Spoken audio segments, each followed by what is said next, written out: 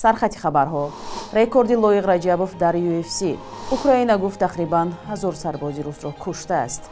کمیته اندوز فهرست بلاگرانی بی‌پروا نشر کرد.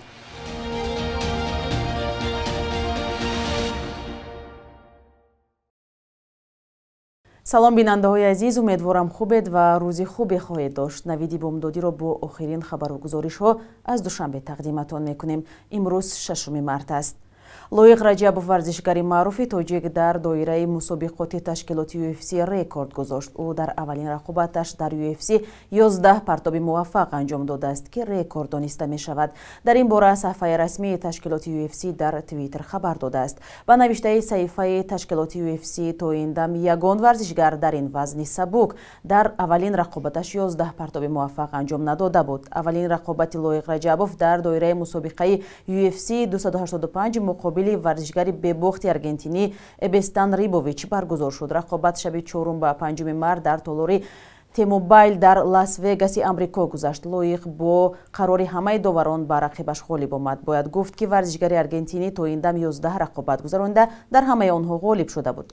لویق رجبوف 5 مارس بر رادیو آزادی گفت محاربه را همگی یک هفته پیش قبول کرده بود. رجبوف دومین ورزشگر از تاجیکستان است که در تشکیلات معروف UFC برآمد میکند. یک هفته پیش نوراللو علیف ورزشگری دیگری تاجیک در UFC برآمد کرده غلبه به دست آورد. ارتش اوکراین روز 5 مارس گفت در 24 ساعت گذشته 130 حمله دشمن را پس گردانده و ادعا کرد که تلفات عظیمی به نیروهای روسیه وارد کرده است. این زمان درباره سرنوشت شهری ویران شده بهموت چیزی نگفت که تقریبا در محاصره کامل نیروهای روسیه مانده است. کیف بیشتر سری تلفات نیروهای روسیه در بهموت در ولایت دونتسک تاکید کرده است که سربازان روسیه سعی دارند آن را در محاصره بگیرند. ستاد مرکزی نیروهای مسلح اوکراین در گزارش روزانه خود گفته است که در 24 ساعت گذشته 930 سرباز روس را کشتند، ولی از هر دو طرف همیشه آمار مختلف نشر می شود و تصدیق درستی آنها امکان ناپذیر است. حکومت اوکراین این زمان اعتراف کرده است که وضع در شهر بهموت بسیار مشکل است، ولی نیروهای کشور هنوز هم آن را در دست دارند. در این شهر 170,000 نفری به گفته نیروهای اوکراین فقط چند هزار نفر مانده است که پای پیاده از آنجا میگذرند. با قبل مقامات اوکراین زمان آغاز جنگ بر ضد اوکراین در ماه فوریه سال گذشته روسیه تاکنون 150,000 سربازش را تلف داده است. روسیه ماه سپتامبر از هلاکت فقط 6,000 نفر خبر داده بود. مرکز ملی تستی نزد رئیس جمهوری تاجیکستان از تهیه سند خبر داد که برگزاری امتحان سپاری داوطلبان در دانشگاه‌های کشور را منع می‌کند. با وجود فعالیت این نهاد در دانشگاه‌ها نیز داوطلبان امتحان سپرده دانشجو می‌شوند. در چندی از دانشگاه‌های کشور نخواستند در این باره صحبت کنند. برخی کارشناسان امتحان سپاری در دانشگاه‌ها را یک نوع باز کردن راه برای دست زدن به فساد ارزیابی میکنند. گزارشی براد یوسفی و علیشیر ظریفی در همین باره است. مرکز ملی تستی طرحی را تهیه کرده است که بر اساس آن دوره‌های قبول حجت‌ها و امتحانات افزایش داده می شود. هدف از این طرح بیشتر کردن قبول دانشجویان از طریق مرکز تستی و جلوگیری از داخل شدن دانشجویان از طریق خود دانشگاه‌ها گفته می شود. مرکز 4 مرتبه به قیدگیری میگذراند، البته اگر لایحه قبول شود، و 4 مرتبه امتحان، یعنی 2 مرحله به قیدگیری چون سالهای پیش میماند. ماهی مارس اپریل یکم مرحله به قیدگیری، ماهی ایون دوم، بعدا در ماه سپتامبر ما اگر از حساب نفرانی که از مهاجرت برگشتند یا حالتهای دیگر خواهشمندان پیدا شوند، ما برای اونها نیز مرحله گوییم که سیومی به قیدگیری را به راه میمانیم. برای این گروه داوطلبان دور سیوم امتحان ها گذرانده میشه. طبق این طرح دور 4 به قیدگیری و امتحانات برای گروه‌های غایبانه و فاصلوی است که پس از ماه سپتامبر برگزار خواهد شد. تا این دم 2 دوره به قیدگیری و امتحانات برگزار می شود که نقشه داخل شوی دانشجویان در دانشگاه‌ها از 50 تا 75% اجرا می گردد. پس از انجام امتحانات مرکز تستی اکثر مکتب‌های عالی با دریافت اجازت وزارت معارف مستقلانه داوطلب و بعد از امتحان دانشجو قبول می‌کنند، ولی مسئولان مؤسسه‌های تعلیمی عالی حاضر نشدند که این موضوع را شرح دهند. ما از همین مقصد آدمایی که چیز خارجی کردن میان پول کلان قطعی همون اگر میخوند کم ترک سواد خوب میکرد چه میقدر پولی که اون حساب کردن با مرکز طریق مرکز سیستم میتونید که با همین مبلغ 180 که 220 موزشیدگی با هم قدر پول میتونید که صاحب نوع دانشجو شود. مرکز ملی تحصیل مهلتش بود شد چرز دانشگاه خوبتر است برای که آسان‌تر داخل میشه. ҳадафи аслии таъсиси маркази миллии тестӣ кам кардани омилҳои инсонӣ ва аз байн бурдани фасод ҳангоми имтиҳонсупории довталабон гуфта мешавад. аммо коршиносон бар ин назаранд ки имтиҳонсупории довталабон аз тариқи донишгоҳҳо пас аз анҷоми муҳлати маркази тестӣ ҷилавгирӣ аз фасод ва таъсири омилҳои инсониро зери суол мебарад. баъд аз қабули маркази миллии тестӣ боз донишгоҳҳо бо ариза دانشجو قبول میکنند دوباره راه را برای فساد میکشاید یک و دوم اونها توجیه میکنند این عملشان که یعنی ما نقشه را بود نمیکنیم و به خاطر بود کردن این نقشه یک کمبودی ما همین است که همیشه به مقدار توجه میکنیم نه به صفت. مخصوص در ساحه معارف ما باید به صفت توجه بیشتر دیم نسبت به معیار.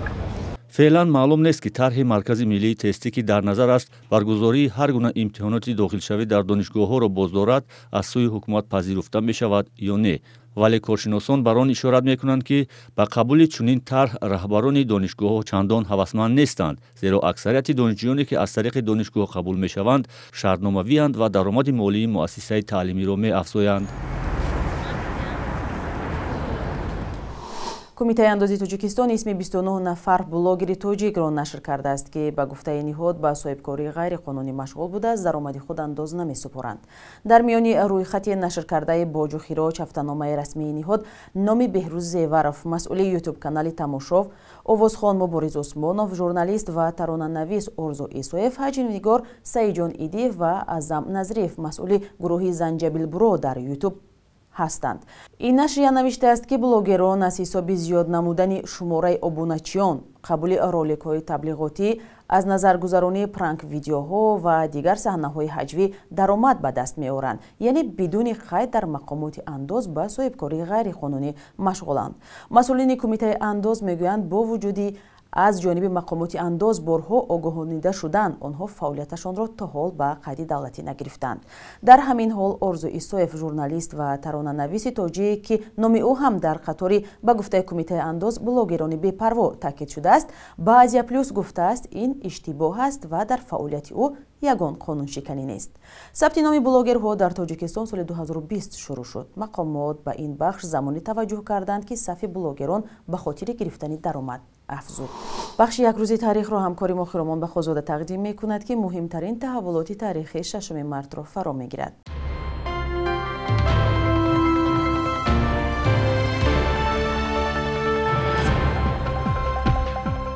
6 марти соли 1869 дар шаҳри Санкт-Петербург дар ҷамъияти кимиёшиносони Русия бори аввал ҷадвали элементҳои донишманд Дмитрий Менделеев муаррифӣ шуд. ин ҷадвал ки бахши муҳими барномаи таълимии мактабҳои миёнаи Тоҷикистон ҳам дониста мешавад, вобастагии байни хосиятҳои гуногунро аз массаи атомӣ шарҳ медиҳад. ҷадвали Менделеев ҷузъи муҳими назариявии асосҳои кимиё ба ҳисоб меравад. 6 марти соли 1953 баъди даргузашти диктатори шӯравӣ Сталин, Георгий Маленков ба муҳлати 2 сол раиси шӯрои вазирон ва амалан раҳбари иттиҳоди шӯравӣ шуд. таърихшиносон мегӯянд ӯ ташаббускори барҳам додани фарҳанги кеши шахсият дар матбуоти шӯравӣ, хостори ислоҳоти иқтисодӣ, тақвияти нақши саноати сабук ва камтар кардани нуфузи мақомдорони ҳизбӣ буд. поягузори равобити танготанги сиёсию иқтисодӣ бо чин ҳам дониста мешавад, вале барои нақшаш дар саркӯби рӯшанфикран ва яҳудиҳо дар охири солҳои 1940 ӯро сояи Сталин ном мебаранд. 6 марти соли 1928 донишманди адабиётшинос Расул Ҳодизода таваллуд шудааст, ки дар 82 соли умраш асосан бо омӯзиши осори рӯдакӣ маъруф шуд. ба иловаи ин муҳаққиқи таърихи маърифпарварон, муаллифи романи Ситорае дар тирашаб дар бораи зиндагии Аҳмад Дониш, Парвози Шоҳин ва асарҳои дигар буд. як хидмати дигари ӯ ба адабиёт ба ҳуруфи кириллӣ баргардонидани осори классикон ва ҳам иншои адабиёти дарсии мактабӣ будааст. бонки миллии тоҷикистон қурби сомониро дар баробари асъори хориҷӣ барои имрӯз чунин таъин кардааст.